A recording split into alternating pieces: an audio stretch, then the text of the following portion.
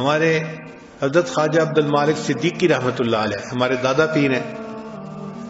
اللہ تعالیٰ نے ان کو خوب نوازا تھا، خوب ان کا کام تھا. بہت علماء صلحاء ان کے ساتھ جڑے اور ان کا باطنی فیض بہت پھیلا، اس لیے ان کو امام العلماء والصلحاء کہا جاتا تھا. امام العلماء والصلحاء کہا جاتا تھا.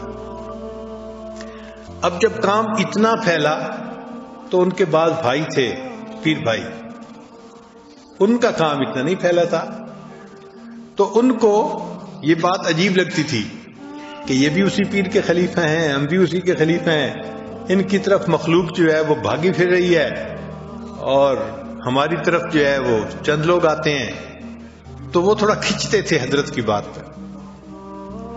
اب اللہ تعالیٰ نے حضرت کے اوپر فضل فرمایا کہ ان کا رزق بھی خوب وسیع، تحفے طائف بھی خوب ملتے تھے.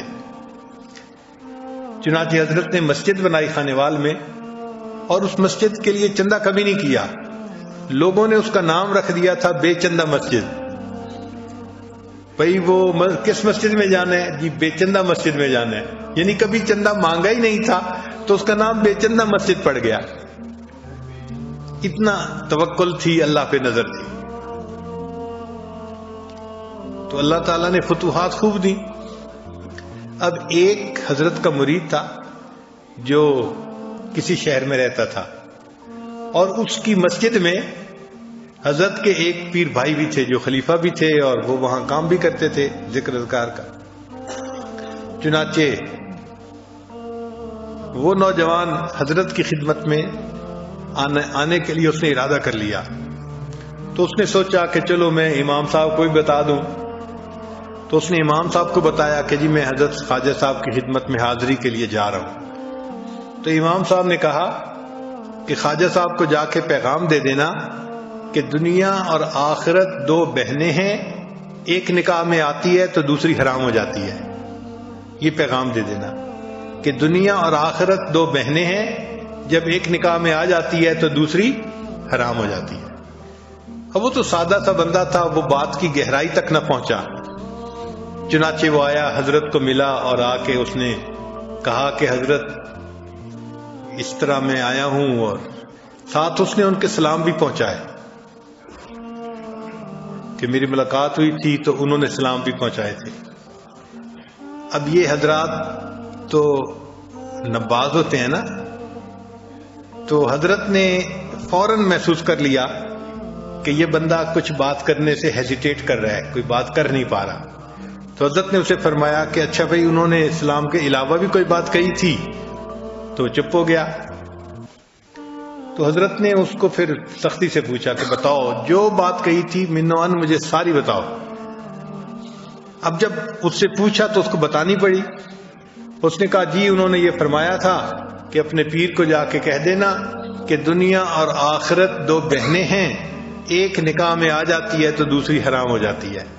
اصل میں اشارہ ان کا یہ تھا کہ آپ کے اوپر جو یہ فتوحات ہو چکی ہیں نا رزق کی، تو یہ دنیا سے نکاح ہو گیا ہے اور اب آخرت جو ہے اس کو طلاق ہو گئی. اصل میں تو وہ یہ کہنا چاہتے تھے.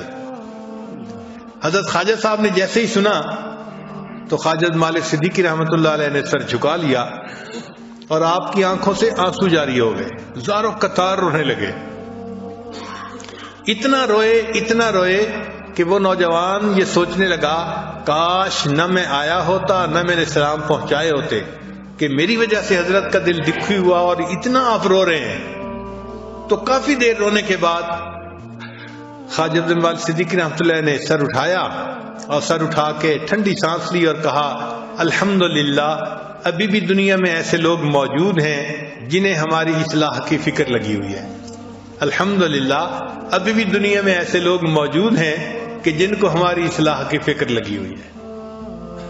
کوئی ہم جیسا ہوتا تو کہتا کہ ان سے ہضم نہیں ہوتا اور اللہ نے تو فتوحات ہم پر کی ہیں اور ان کو جو ہے نا درد ہوتی ہے، مروڑ اٹھتا ہے، فلاں ہوتا ہے، پتہ نہیں کیا کیا باتیں کرتے. لیکن حضرت نے فرمایا کہ الحمدللہ ابھی بھی ایسے لوگ دنیا میں موجود ہیں جن کو ہماری اصلاح کی فکر لگی ہوئی ہے. تو ہمارے اکابرین حاسدوں اور مخالفوں کی باتوں سے بھی اپنے لیے اصلاح کا پہلو نکال لیا کرتے تھے.